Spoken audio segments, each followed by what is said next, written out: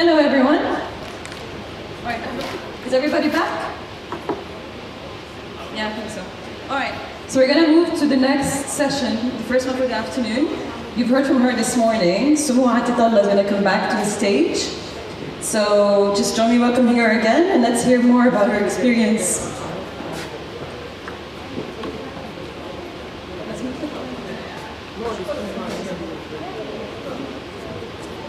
Aslima, hi everyone. So I'm gonna do like Nordine yesterday. I'm gonna ask you all to bring your chairs here, please, because I want it to be more interactive. So I'm gonna wait for you to bring your chairs and fill out the space, please.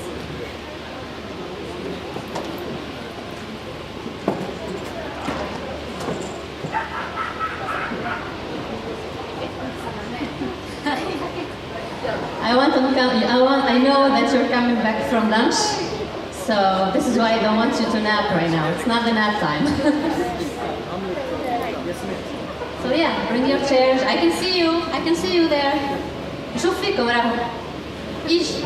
أنتي وأنتي. إيجا. Come. أروح.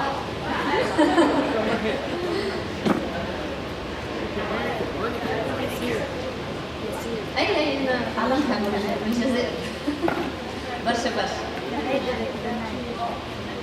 ايوا وين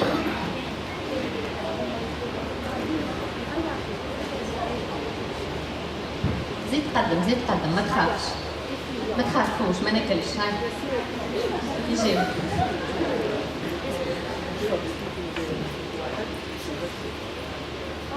انتم مزوز زيادة يجيو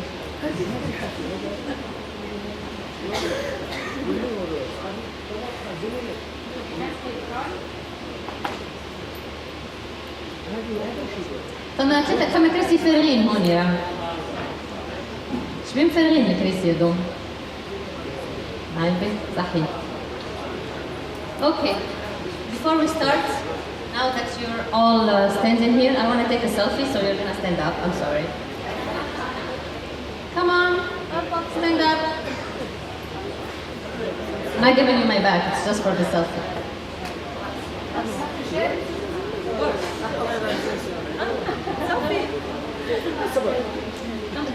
Do you see yourself? Come on. I don't see you there. Come, push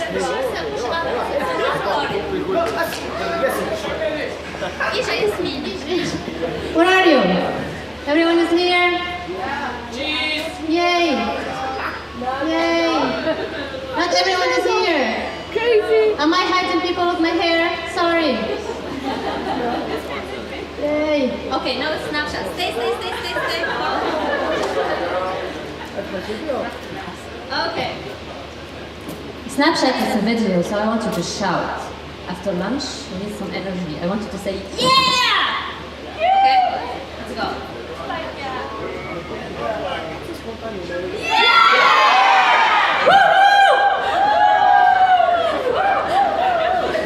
Awesome, thank you guys.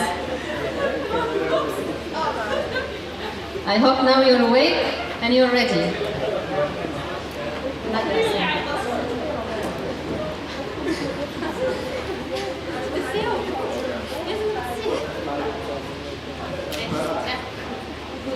Okay, let's start. Yasmin, can you please go to the next slide? Yasmin is my superwoman slider mover today. Please, a round of applause to Yasmin before even she starts. So, hi everyone, my name is Soumow Atitallah. I'm Tunisian for now. So, let's ask this question. Do you have a dream? Raise of hands. Who has a dream? Oh, there's one there. Wow. There's a lot of people who have a dream here. This is awesome. I'm very proud of you. Okay, keep your dreams into your brain. We're gonna come back to this question later. Now let's read some slides, like boring presentation. Okay, how I realized my dream of becoming a doctor. This is not true. Yasmin, can you move to the next slide? This is not my dream. This was my mother's dream. And funny enough, I heard yesterday from a lot of speakers that their mom also wanted them to become a doctor. So I think our mom know each other or something. What's happening with them? So this this is what my mom wanted me to be, but who I am. I'm a program manager at Microsoft, and today I'm gonna tell you my story. Okay, game time! Who likes games? I like games. Yay, cool, okay. Game time. So I'm gonna ask you a question regarding these pictures that I stole from internet, of course. I don't know if you know Grey's Anatomy. So I'm gonna ask you a question regarding each picture, and each picture is a dream that it's not mine, but it was supposed to be mine. And the person who has the right answer will have a Channel 9 phone guide. These are from my team. So the right answer will have a Channel 9 phone guide.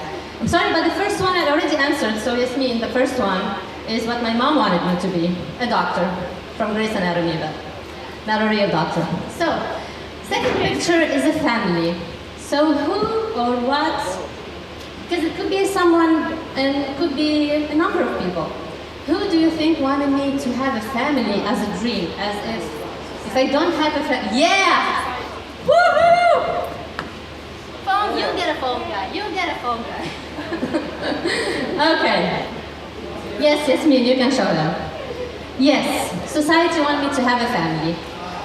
You know what I'm talking about, right? I mean, I lived in Tunisia, we're here in Algeria. They are great countries, but... And even in the US, once you get close to the 30 years old, everyone is... صحيح عنستي باللبناني. When are you getting married? وقتش تعرس؟ وقتش نفرحوا بيك؟ In Tunis we say وقتش نفرحوا بيك? When are we gonna be happy for you? As if it's like you cannot be happy without marriage or wedding, or it's like the ultimate happiness. You know what I'm talking about, right? And even you got married. When are you getting a baby? The clock is ticking. You don't have time. I don't have that question.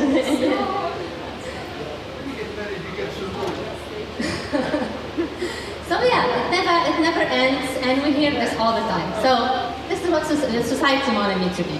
The third picture, I didn't know how to represent it, so I put a mirror, and it's basically this kind of people that want you to be like them all the time, to mirror them. Like if they succeed, they will be happy for your success. If they fail, they will not be happy for you. So who do you think Parents. these are? Parents. Who said it the first? Okay, I think parents. Yeah, parents. Parents. No, friends. You get a phone, guy. You get a phone. Okay, Yasmin. Yes, this is what my friends wanted me to be. Hopefully not all of them, okay? The real friends exist, but they are so rare. But many of them wanted me to be like them. So choose your friends wisely. Third picture is Wonder Woman. Who do you think wanted me to? I wanted to be Wonder Woman? No, it's not my dream. No, not my mom. Your son. It's one person. It's just one person. Not me. It's not me. You? Yours? Yes, my husband. Yes. She said it? Okay. I give it her. I give her. That's a phone. So yes, Yasmin, it's my husband, of course. When he met me, he thought I'm Wonder Woman, and I can do anything. And he's a very smart guy. He's a feminist, so he gets it. So what he did, he changed his definition of Wonder Woman. So I'm still Wonder Woman in his eyes, but he definitely changed his definition. So that's good. Okay, so what I tried to show you here is what I'm calling environmental variables. I'm a mathematician. I like math, so everything is variable in my life. These are environmental variables, and they exist. They will try to affect you. They will lean onto you. They try to advise you, but they should not change you, and they should not guide your dreams. So yeah, know your environmental variables. Follow your own dreams. So you remember the first question. Now the question is the same. Is your dream really your dream, or is it someone else's dream? Raise your hands. Who still raised his hand? Who still has his own dream? Oh no. Okay, the number is not the same. Okay, but I'm very happy for those who have their own dream. And you know what? I'm very jealous of you. Because when I had your age and still now, I didn't have a precise dream. I did not. And I know my presentation says how I realized my dream. I didn't know what a program manager was. I didn't have a precise dream. So I will just tell you what are the things that helped me to realize something that I'm happy about and something that I like right now, which was not my dream, and I still don't know what is my dream. And it's totally fine. Yeah, maybe being happy is one of them. So, and I just want to tell these people that don't have a dream, don't freak out. I'm like you, I was like you, and I'm still like you, and I'm still figuring it out, so don't freak out. We will figure it out along the way. Okay, let's move on. So, the question that I get a lot from Tunisian students, and I also get yesterday from the journalists I talked with them here in this conference, is what kind of studies did in order to go to America and work at Microsoft? Or where did you get your studies or something like this? And the answer is really doesn't matter. It doesn't matter at all, because I was in a university of computer engineering. It was a very normal university, not the best one. I was not the best student. And honestly, in this era of competition, for me, the diploma is not enough anymore. Having the diploma is not enough. There are a lot of people that, yes, they get the diploma, they get the job that they want, and it's perfect for them, and I'm happy for them. For me, the diploma was not enough. And I will tell you what I did to make a difference. How I made a difference when I compare myself to other students at my university and at my class, so I can do more. Okay, so the first thing is, yay! You are gonna see a lot of jumping pictures in this presentation. So how to make a difference? A little story here. What I did is, when I was in university, I was very active. I was going to conferences just like you did right now. I was organizing small workshops, not like Mariam.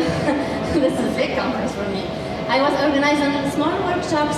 I was a VP of some computer club in the university. I was very, very active. And this is what helped me a lot. I was doing side projects, competing in competitions with these side projects. And it helped me a lot having my first job in Paris, because when they found my profile on viadeo.fr, they found that, yes, I did my studies in computer engineering, yes, I did internship like all the other students, but I also did a lot of other projects. So it's like I'm doing more work than them, because when I go home, I learn new things on the internet. The studies were not enough for me. I had to learn new technologies, I had to learn new things. So when I went home, I learned new things, I did new projects. And this is what made the difference for me.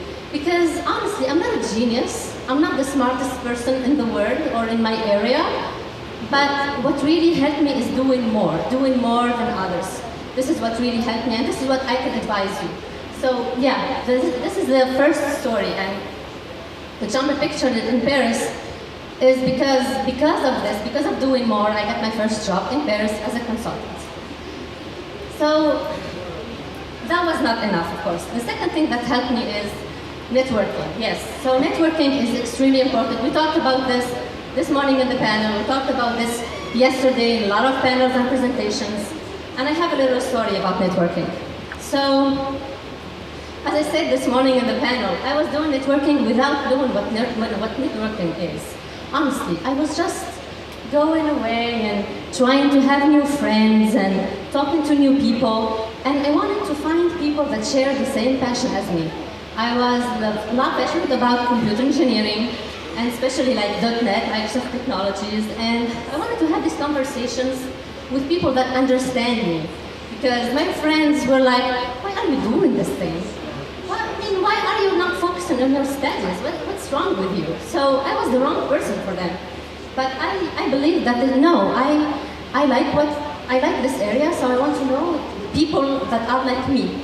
So even when I was in Paris, my going out, figuring out what Paris is was going to meetups. I was going to computer-focused meetups around like technologies from Microsoft or Stack Overflow or any other technologies that I was working on or passionate about. So I would spend my night time going to meetups, meeting these new people, talking about these new things. And honestly, I was alone anyway. So I was living in Paris alone, and that was my way of going out and meeting new friends. But I didn't know that it was called networking, and I didn't know that this will help me get my next job. So the story behind this is, when I decided to go work in San Francisco, first of all, I tweeted it. How many of you tweet help for help? How many of you, oh, that's awesome. Tweet on Facebook or anything, but just go publicly and say, I need help with this. I had only one person doing this. Okay. So I went on Twitter and I said, I'm looking for a job at San Francisco. Who can help me? And what happened is all these virtual friends that shared the same common things with me were also looking for me for a job. And the people that I met through networking, through the meetups, were also looking for a job for me. So I was looking for a job, but everyone else was looking for a job for me. And then one time, I saw a tweet from an MVP Microsoft Valuable Professional. It's someone who's an expert in Microsoft technology. So she tweeted that Logitech was looking for a .NET developer. And I tweeted her. She didn't respond. She doesn't know me. She's from America. And if you tweet someone who doesn't know you, he will ignore you, especially someone who has a lot of followers. Hopefully, from these meetups, I knew a person that knows that person. So what I did is I sent my resume to the person that I knew, and since he knew me, he already talked with me, we already had a conversation about technology, he trusted that I can do the job. So he forwarded my resume to the other person who tweeted it, and she forwarded it to the hiring manager, and then the hiring manager contacted me back. So all this forwarding emails and tweeting just for my resume to get from my laptop to the hiring manager at Logitech. Just for that. But it helped me a lot because I didn't find anything else before. Especially at the Bay Area where they don't care about Microsoft there. I think Nordin can compare with this here, but they don't care. They like open source and they like other things, but they don't like Microsoft. So yeah, after that, I did the interviews and I got, yeah, you can go ahead. I got a job. I got a job at Logitech, and this is me jumping in front of the the Golden Gate Bridge in San Francisco. So yeah, the second thing that I can advise you is networking. Even though, I mean, you don't care what networking is, but going out, meeting new people, talking to them about the things that you like, the things that you want to learn, the things that you do, and even the things that you dream about doing. Just go ahead and talk to people and keep contacting with them. Okay, the next thing. Taking risks. So, being different or doing more helped me. Networking helped me. But honestly, taking risks was the most helpful thing. And I didn't figure it out at first. I didn't know that I have took risks. I was talking with my mentor at Microsoft, and I introduced myself and I told her my story. And she said, wow, you took so many risks throughout your journey. You should definitely talk about that. So the problem with taking risks is, this morning we talked about the comfort zone. I don't know if you were here this morning. Comfort zone is comfortable. I think you can go to the next. Oh, of course, another jumping picture. This is what taking risks for me is. This is me jumping over, bungee jumping in some place in France, in the south of France, and during my honeymoon. This is the activity.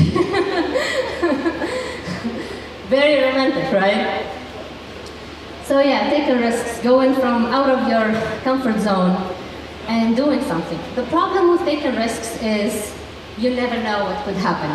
It could work, and you could be happy, you could succeed, or it could not work. taking risks does not mean it could work all the time. So I'm gonna tell you 2 stories. I think you can go.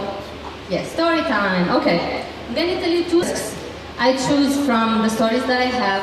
One that succeeded in my eyes and in the eye of my mentor, and one that failed in my journey. Because I want to show you that taking risks is important.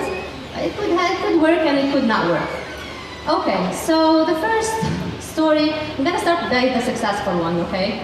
Let's start by the successful one. Woo, this is me 7 years ago. See, nothing changed other than my hair, right? No, of course, a lot of things changed. But this is me in university. As I told you, I was very active in community, .NET community, participated in stuff and everything. And in 2009, I participated in Imagine Cup. Who knows Imagine Cup? Oh, a lot of Imagine Cup people here. Nice. So, I participated in Imagine Cup global competition and I didn't win. So my mom said, you stop. You stop everything. You stop all the bullshit you're doing. She didn't like what I was doing. Aside, because for her, I have to focus on my studies, I have to get good grades, so I can go do research. And I didn't want to do research. I wanted to work. So for me, what I was doing on the side was going to help me get a job and get a lot of experience. And I don't know, I told you I was lazy this morning, right? I was only going for fun. I was looking for something that makes me happy and give me fun. So the last year she said, you stop, you don't do anything. This is the last year. I want you to get good grades. I want you to get good, well, we had the PFE, Projet de fin d'études. I want you to focus on your final project. And I did something really bad. Never do this. I lied to my mom.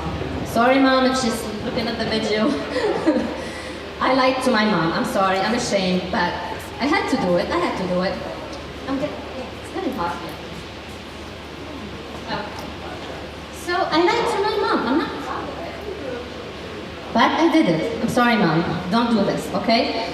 So I lied to my mom and I participated in Imagine Cup another year with my projet de fin d'études, PFE, and with my studies. I also continued doing, I continued everything, just in secret, hiding stuff, and skipping classes, and whatever the thing is, and hoping that my mom won't discover it, because my mom is like a helicopter mom. So anyway, yeah, so then the day of the competition, I told my mom I'm going to cheer up my friends and to give them motivation. So I went and, you know what, I won. So I was like, oh my God, what am I gonna tell my mom? I didn't expect this. I was so scared. I was not able to be happy for winning. So I called my mom and I told her, hey Mom, I'm sorry, I lied to you. I actually won the competition and they gave me a new laptop and I'm gonna go to Poland to participate in the internationals. And she said, well, a new laptop is good, but going to Poland, I don't like that. Well, what happened is, of course, I went to Poland. Of course, come on. Of course. So, what I have learned from taking risks here, it was definitely worth it, but don't do it, okay? But it was definitely worth it because I believed that I could do it. I could do my studies, my project, and I can also do this side thing, okay? And I mean, I had my diploma, okay? It was not the first one. I had my diploma. I had 17 out of 20 for the project, so it was fine. And the second thing, I was ready to take more risks. I was so happy that taking risks worked for me. And I was ready to take more risks, and this is what pushed me to go to Paris. I was not ready to leave Tunisia. I thought I was gonna stay my whole life in Tunisia and build a career in Tunisia. I already know a lot of people, so that would be easy. Why would I go to Paris? But I already took a risk, so I was ready to take more risks. So, that was the first story. I think now we can go to the second story about the failure. When you take risks and it doesn't work, happens, well, okay. Next story. So, I got hired by Microsoft 2012, I was in the Windows Phone team. I was well integrated with the colors, right? So I was fitting. I mean, the first team, I loved Windows Phone team. I was so happy. I was a software engineer. I loved my manager loved me. Everything was perfect. And then I had my first baby, and when I came back from maternity leave, I don't know, I had some crisis or something, identity crisis. I was asking myself so many questions, like, I mean, is this the right thing for me? What is the right career? I'm so comfortable, what's wrong here? I mean, there's something wrong. I was asking myself so many questions. And I was talking to people about software engineering, but also program management. And I was like, okay, I like this program management thing. I don't know if it's gonna work. So why don't I'm gonna try. I'm gonna go to program management. If it works, yay. If it doesn't work, I'll go back to software engineering. What could happen, right? Took a risk again and went to the kernel team. OSG means the Operating System Group Core, meaning Windows kernel team. So, Windows kernel team. I have nothing to say. The team is awesome, honestly, very smart people, but it was not a fit for me. I was not happy. I was not happy at all. I would go every day to work, and I was confused. Is it the kernel team? Is it the program management? Is it switching teams? Is it switching roles? What's happening? I was not happy. I was stressed all the time. And well, after 6 months, I figured out it's the kernel team. I'm not fitting. The culture it's completely different, and it's not something that I like to do, which is fine. I mean, there's a lot of people who like this culture. I don't fit. If I don't fit, I don't fit. So, yeah, that was a failure. I was very depressed. I was very unhappy, and you cannot imagine how bad it is to go to work and wake up every morning and you don't want to go to work. Every morning I would wake up and I don't want to go to work. I was good at my work. I would go, do my job, but there were no happiness because I was not fitting. So yeah, that was the failure story. Okay, what I learned from this story is do more of what makes you happy. This is what I learned from this story. Yes, I took a risk. And yes, it failed, but I learned so much. I learned the most important thing in my life. I learned more than when I succeeded when I took a risk. I learned that I have to follow the things that I like. I have to follow the things that makes me happy. And yeah, I just discovered that, yeah, this is the problem. I have to do more of what makes me happy. This is what I learned from this story, and this is what I learned from this lesson. And yeah, you can go with it. Yeah, conclusion, okay. This is just to sum up the 4 advices I gave you today. First one, be special, do more. Do more, do more. This is what helped me, at least for me, this is what helped me. Do more than other people. Build your network, this is really important. Take risks, even if you succeed, you're gonna learn from it. If you don't succeed, you're gonna learn from it, even more from the first one. You have to take risks.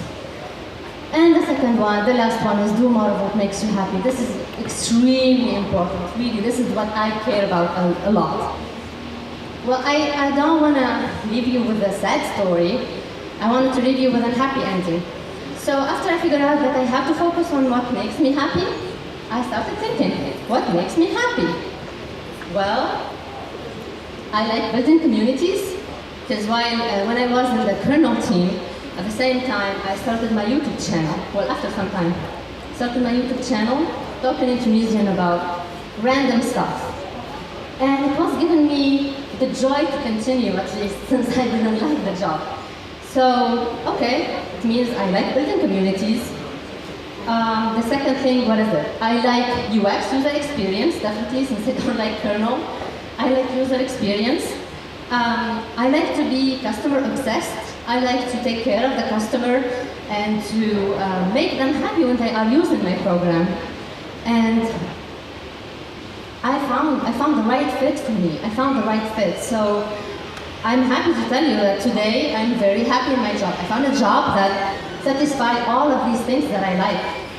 And yeah, I'm very happy. Yasmin, can you show them the last slide? Last slide, so last jumper picture. I found the right job for me. I found the right fit. I found the right team. Developer experience was the right team for me. Working on Channel 9 and Imagine Cup. Channel 9 is building community. Imagine Cup is also building community with students. I like making videos online. Channel 9 is a video platform. It's really great fit. And there is a lot of opportunities for me to work on user experience and customer obsession. So yeah, my name is Soumow and I'm program manager of Channel 9 and Imagine Cup. Thank you.